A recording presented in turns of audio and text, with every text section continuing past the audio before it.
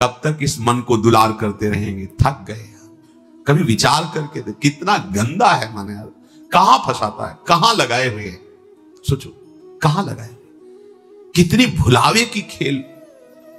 ऐसे अभक्ष पदार्थ खवाता है, ऐसे अपेय पदार्थ पिलाता है, ऐसे अकृत्य कृत्य कराता है जिसे घृणा हो जाए।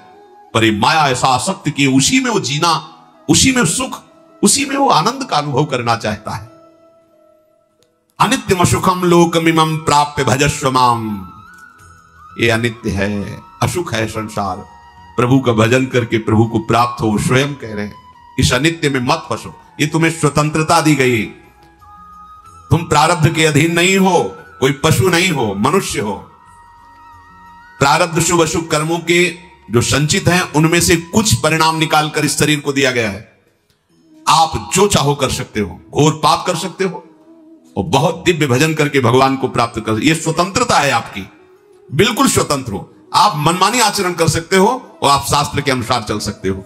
आप गुरु की वचन के अनुसार चलकर परमात्मा प्राप्ति कर सकते हो और मन के अनुसार चलकर दुर्गति को प्राप्त हो सकते हो। पूरी स्वतंत्रता है मनुष्य जन्म में। पर ध्यान रखो, ये शरीर क्षण भंगुर है, कभी भी नष्ट हो सकता है। संसार के चाहे जितने पदार्थ और पद समेट लो, तुम्हें कभी शांति नहीं मिलने वाली। देखो आप लोग तो कुछ ही लोगों से मिलते हैं।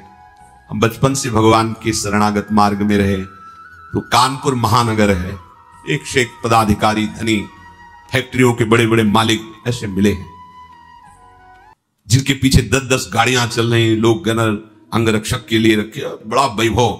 और जब एकांत में मिले हैं, उन्होंने अपनी बात कही है, तो एक साधारण पुरुष से भी ज्यादा वो अशांत है। एक किसान आराम से मेहनत करके 4 रोटी खा के सो जाता है, उनको नींद भी नहीं आती। ऐसी परिवार में कल है, वैभव इतना है, ऐसे परिवार के आचरण को देख देख के जल रहा है, अशांत हो रहा है। क्यों? फिर सिद्धांत गलत हो जाएगा। भगवान से विमुख को स्वप्न में भी शांति नहीं मिल सकती। आप लोग तो अब आपके सामने जब उतरेंगे तो आपको तो लगेगा ही कि 10 गाड़ी पीछे चल रही। इनके एक मैदा फैक्ट्री के मालिक आते थे, उनके 10 मैदा फैक्ट्री थी, कैसी उनका वैभव। अरे जब एकांत में बात करते तब हृदय यही कहता, ओहो, भगवान से विमुख होने के कारण देखो सब कुछ है लेकिन कुछ नहीं है। जिसे शांति कहते हैं, जिसे सुख कहते हैं, जिसे विश्राम कहते हैं, वो नहीं। भगवत भक्त जो भजन परायण है, चरित्र में देखा गया उनके पास सही वस्त्र भी नहीं, भोजन भी नहीं, और परमानंद में डूबे, बेपरवाह आनंद मगन, शांति। उनके हृदय में शांति क्या, उनके समीप पहुंच जाओ तो तुम शांत हो जाओगे, उनके दर्शन कर लो तो हृदय विश्राम मानने लगेगा। इसलिए तुम्हें यदि परमार्थ का, अध्यात्म का मार्ग मिल गया तो तुम बड़े भाग्यशाली हो। अब तुम्हें सावधानी ये रखनी कि मार्ग छूटने ना पावे। अध्यात्म मार्ग बहुत बड़ी कृपा से मिलता है। ये हम लोग अज्ञानी हैं, पाए रतन चीन्ह्यो नहीं, दीन्हो करते डाल। ये माया श्री कृष्ण की मोहे सब संसार। दुख के समुद्र से निकलने का अवसर मिल गया है, सावधान हो जाओ। तुम्हें तृप्ति और बोध इसी अध्यात्म मार्ग में मिलेगा, केवल अध्यात्म मार्ग में मिलेगा, लोक में नहीं। अभी एक दिन एकांतिक में 20 वर्ष का नया बालक होगा, बड़े आर्त भाव से कह रहा था कि मेरी बड़ी दुर्दशा हो गई है, विक्षिप्त सा हो रहा हूं। मैंने ऐसी अपवित्र हस्तक्रिया की जिससे अपने ब्रह्मचर्य को नष्ट किया। आज हमारा जीवन ऐसा खोखला हो गया कि अंदर से अशांत, हर समय में बहुत कष्ट में रहता हूं, बहुत परेशान हूं, अब क्या करूं। सोचो, अभी 20 वर्ष की अवस्था, अभी तो यौवन का रंग आने वाला है और वो अपने आप को इस स्थिति में ले गया, अब क्या होगा। बस किस हेतु से गया वो ऐसी स्थिति में। एक जनेंद्री ने फंसा लिया कि इसके घर्षण में सुख है। स्थिति क्या हुई, पूरे जीवन की नींव नष्ट कर दी। सुख का और तृप्ति का एकमात्र उपाय अध्यात्म है।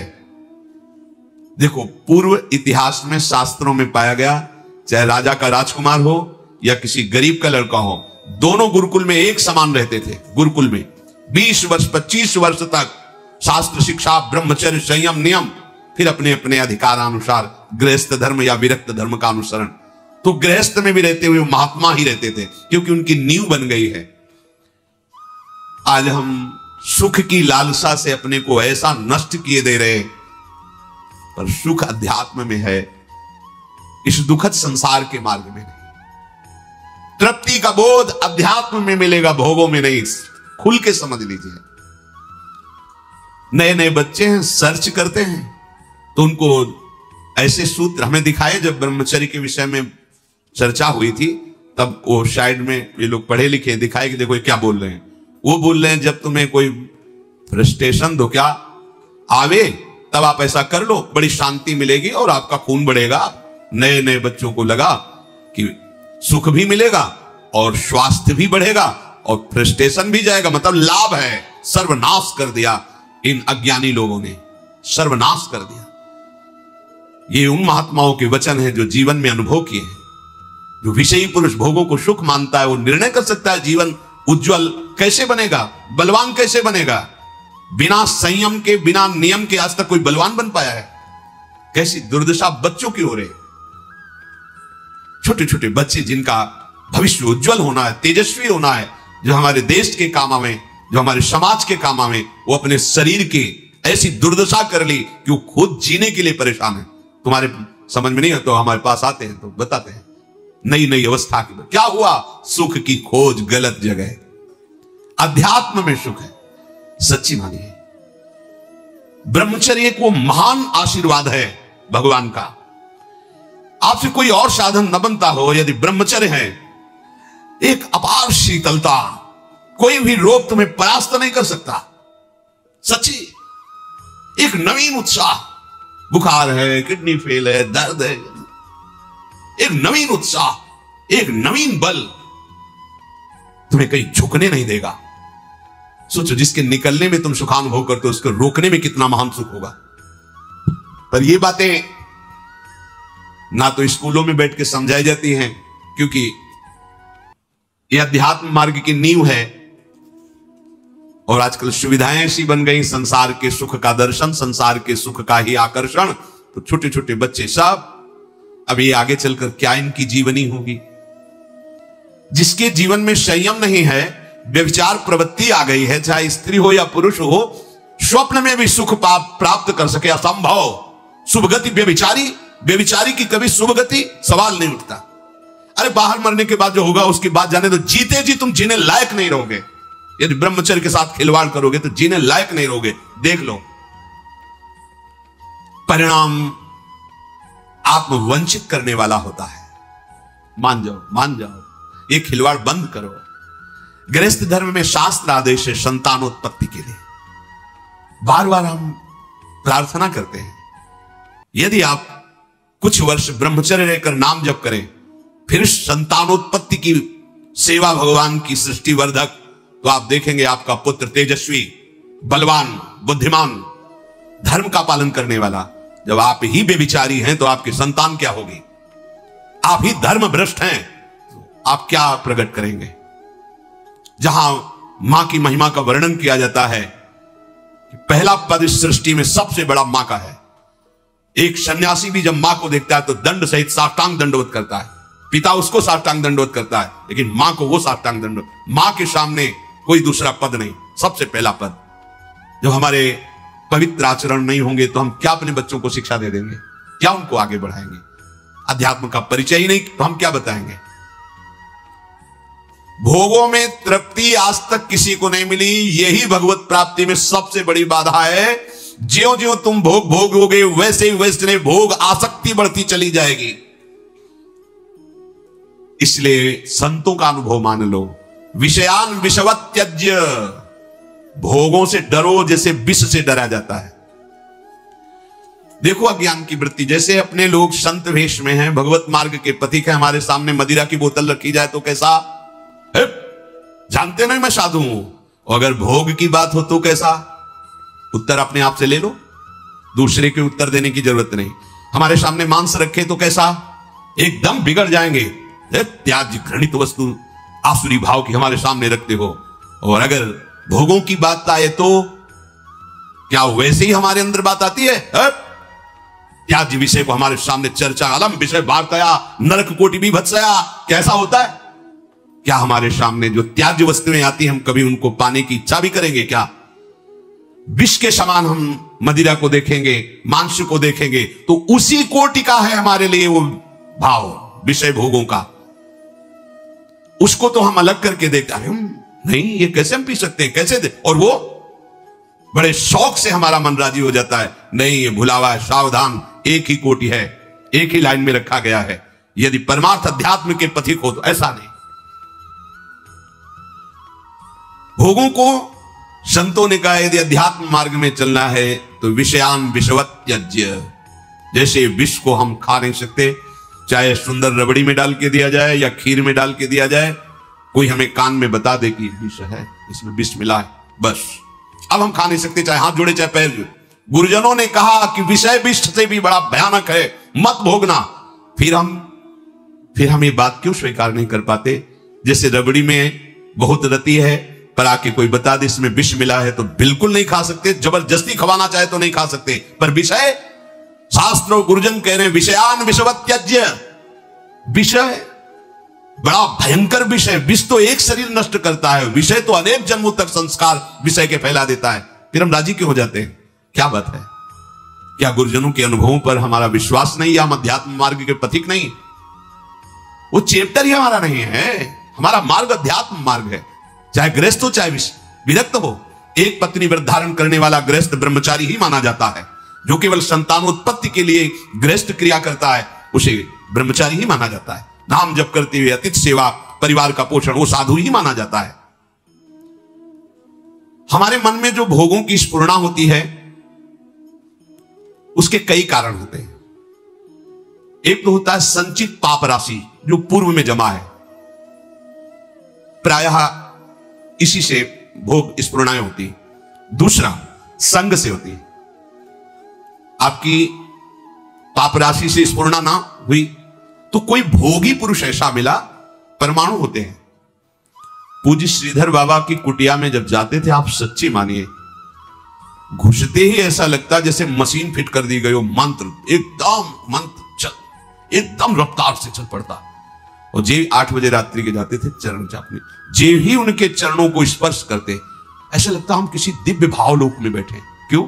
उनके परमाणु नाम जापक संत, रात दिन नाम जापक, ऐसे परमाणु उनकी हर वस्तु में, कोई भी वस्तु उनकी छू के एक दिव्यता थी उसमें। ऐसे ही जैसे वो रात दिन भजन में लगे तो उनकी हर वस्तु में परमाणु, ऐसे ही रात दिन जो भोगों में लगे उनकी हर वस्तु में भोग के परमाणु हैं। सावधान, उनके आसन पर बैठना, उनकी थाल में पाना, उनका स्पर्श होना, उनका संभाषण होना, उनसे मित्रता करके उनका चिंतन करना, ये भोगों को बढ़ावा देना होगा। इसी को विपरीत देखो संतों के प्रति, उनके समीप बैठना, उनका जूठन पाना, उनको देखना, उनसे संभाषण करना, भजन का बढ़ावा होगा। देख लेना, पूर्व संचित पापों से जो स्फुरणा होती है उससे बहुत सहजता में बचा जा सकता है, लेकिन प्रगट कुसंग से जो स्फुरणा होती है इससे बचना बड़ा कठिन होता है। पूर्व पापों से स्फुरणा सबके हृदय में होती है जब तक भगवत साक्षात्कार नहीं हो जाता। वो बार बार आकर्षित करता रहता है संसार का राग।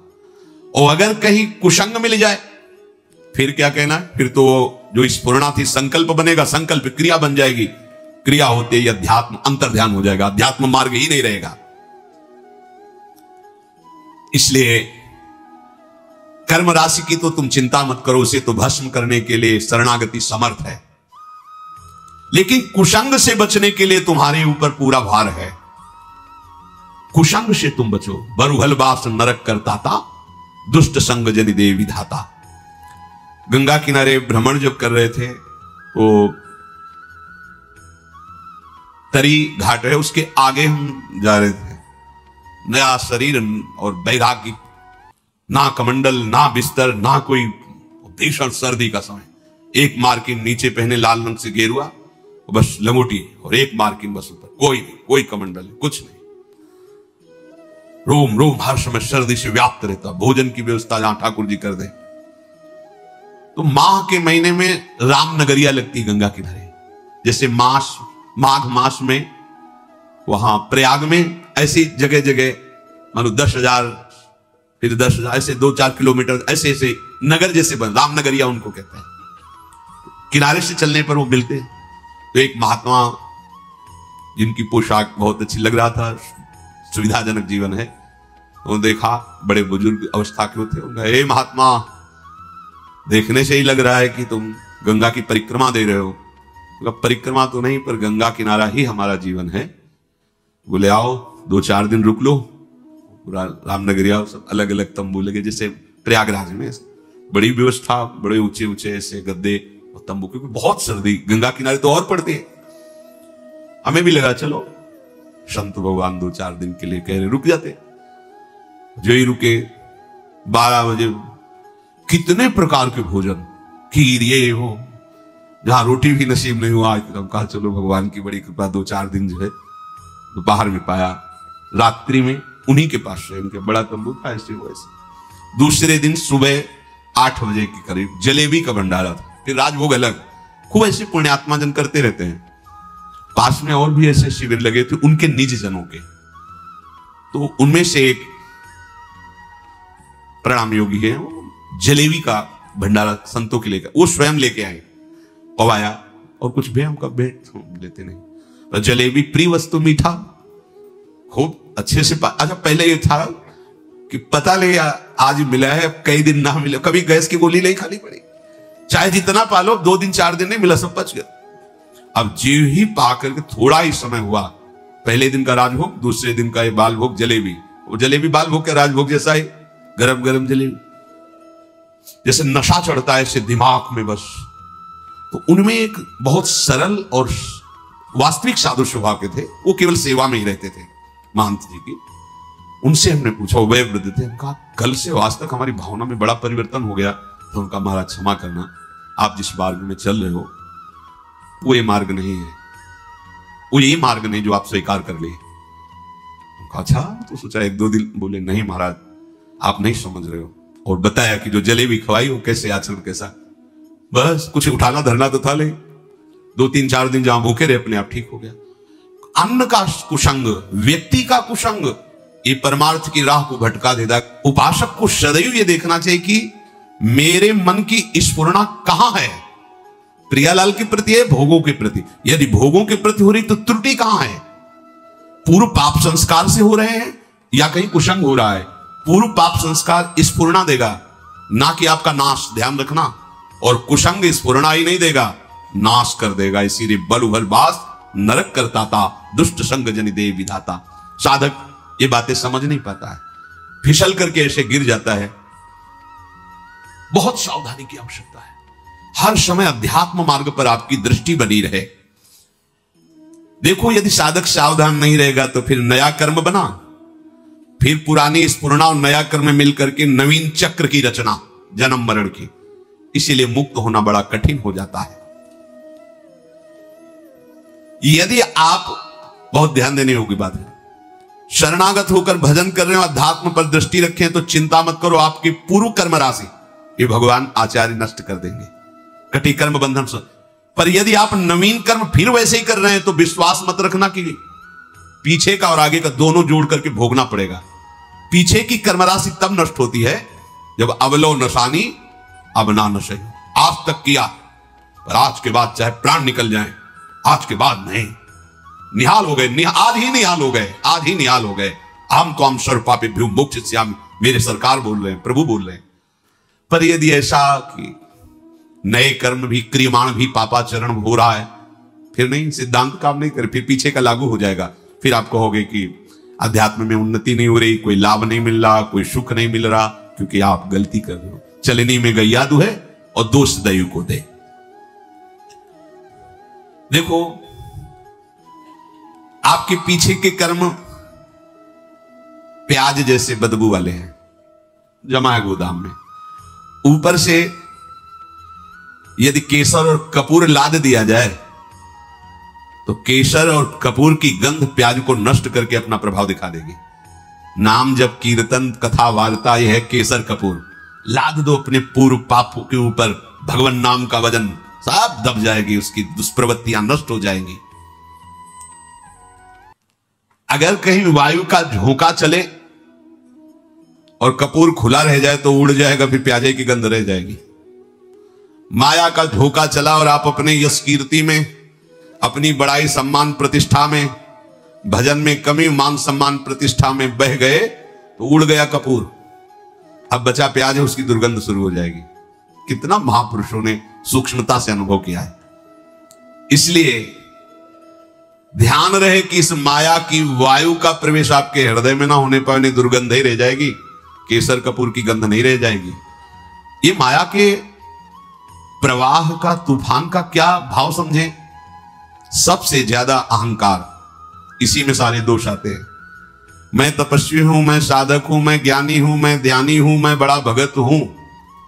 इस तरह की अगर अध्यात्म मार्ग में कहीं भी कोई भी वृत्ति है तो वो आपकी दुर्वासना जो दबी हुई है उसको उठा लेगी। मैं बहुत नीच अदम हूं, अगर ये कुछ साधन बन रहा है तो श्री जी की कृपा से बन रहा है, गुरु जी की कृपा से बन रहा है दुर्गंध वाली बातें, पर ऊपर कपूर और केसर है। उसकी दुर्गंध आपके हृदय को परास्त नहीं कर पाएगी। उपासक धीरे धीरे अपने बुरे स्वभाव को, बुरे कर्मों को सद्भाव से, अच्छे स्वभाव से दबा देता है। नष्ट नहीं हुआ, नष्ट होता है भगवत साक्षात्कार पर। जब तक प्रभु से आंखें ना मिले तब तक विश्वास न करना कि काम हो गया। यही डर ही डरपि हरिवंश हित जिनो भ्रमय गुण सलिल पर जिहि नामन मंगल लोक त्यों शिव हरिपद भज न विलंब कर। आगे चल करके प्रभु ऐसी ज्ञानाग्नि पैदा कर देंगे कि फिर वो दुर्गंध वाली चीजें ही नहीं रह जाएंगी। इसलिए जितना जीवन है एक बार हम अपने प्रभु को समर्पित करके केवल भजन में लगाएं। जो भी हम कार्य करें अपने प्रभु को समर्पित करते रहें। भगवान जो बार बार कह रहे ना मेरे को समर्पित करो, भगवान को कुछ चाहिए नहीं। जैसे भगवान कहते हैं यद करोषि, जो तुम करते हो, यदश्नासि, जो तुम खाते हो, तो मेरे को समर्पित करो। ये दुलार है। जब हम किसी वस्तु को प्रभु को समर्पित कर देते हैं तो हर वस्तु में बांधने की सामर्थ्य माया की। कोई भी सड़ी से सड़ी वस्तु में एक माया शक्ति है जो हमें आसक्ति से बांधती है, आसक्ति से। प्रभु कहते हैं मेरे को समर्पित कर दो। जैसे कर्म समर्पित कर दिया, अब कर्म बंधन नहीं रहेगा। भोग समर्पित कर दिया, अब वो प्रसाद हो। प्रभु तुम्हारे भले के लिए कह रहे हैं कि जो प्रभु को समर्पित कर दिया जाता है और निर्विकार हो जाता है। बात समझो। ये भगवान तो कहते हैं कि सब तुम मेरे लिए, अगर नहीं समर्पित करोगे तो दुर्गति को प्राप्त होगे। भगवान तो नाराज होकर बोल रहे हैं। नाराज नहीं, उस वस्तु का प्रभाव है। कोई भी कर्म, कोई भी यहां की वस्तु सब बांधने वाली है। समझो पहले, सब बांधते, कोई भी व्यक्ति सब बांधता है। अपने राग से सब मुझे बांधते हैं। अगर प्रतिकूल हुआ तो द्वेष से बांधते हैं। यहां कोई मुक्त करने वाला नहीं है। एक एक वस्तु, एक एक व्यक्ति, एक एक परिस्थिति केवल बांधती है। और हम साधना कर रहे हैं मुक्त होने की। कैसे करें? भगवान करे चुपचाप जो कर्म करो मेरे को समर्पित करो। इसका रहस्य क्या है? वो कर्म तुम्हें बांध नहीं पाएगा। जो पानी भी पियो तो समर्पित करके। क्यों? क्योंकि तुम्हें बांध नहीं पाएगा, तुम मुक्त हो जाओगे। प्रसाद सर्वानंद प्रदान करने वाला होता है। तो हम लोग कहीं ऐसा न समझे कि श्री भगवान कह रहे कि तुम अपना कुछ मत मानो, जो अपना माना हुआ है वो मेरे को समर्पित कर दो। क्योंकि वस्तुता उन्हीं का है, अपना तो कुछ है नहीं। और जब हम ऐसे भाव से चलते तो कोई भी वस्तु, व्यक्ति, स्थान हमें बांध नहीं सकता। जब बांध नहीं सकता तो हमारी स्थिति क्या हो गई? जीवन मुक्त। अब चाहे जैसा पदार्थ हो, चाहे जैसा व्यक्ति हो जाए, वो बांध ही नहीं पाएगा। जब प्रभु को समर्पित जीवन हो गया तो अब तुम्हारा जीवन जीवन मुक्त हो गया।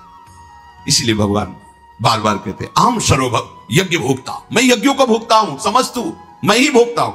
जैसे आप प्रसाद पा रहे हो, जब हम प्रसाद पाते हैं ना तो पहले श्री जी को बाहर भोग लगाया, फिर हम एक एक कवल में अंदर लगाते हैं। हृदय रूपी सिंहासन में हमारे प्रियालाल विराजमान है और वो पा रहे हैं एक एक कवल। जो भी खाते पीते हैं हृदय मंदिर में मेरे प्रियालाल विराजमान है, वो पा रहे हैं। ये मुख उनके पवाने के लिए, हम भोगता नहीं। और वैसे भी सिद्धांत में भगवान कहते हैं भोक्ता तो मैं हूं। हम वैश्वानर प्राणी नाम देहमाश्रिता, वैश्वानर अग्नि के रूप में मैं समस्त प्राणियों के देह में विराजमान होकर उस अन्न को पचाता हूं। तो कौन पा रहा है? प्रभु पा रहे। हमारी सारी चेष्टा प्रभु के लिए हो जाए तो अभी जीवन मुक्त हो जाए। तो जो भी हम क्रियाएं कर रहे हैं, जो भी हम भोग लगा रहे हैं, तो क्या ऐसी गंदी क्रियाएं, ऐसी गंदी भोग वृत्ति हम प्रभु को अर्पित कर सकते हैं क्या? तो बचो। जो प्रभु को अर्पित नहीं कर सकते वो खाओ मत। जो प्रभु को अर्पित नहीं कर सकते वो क्रियाएं कैसे करोगे तुम?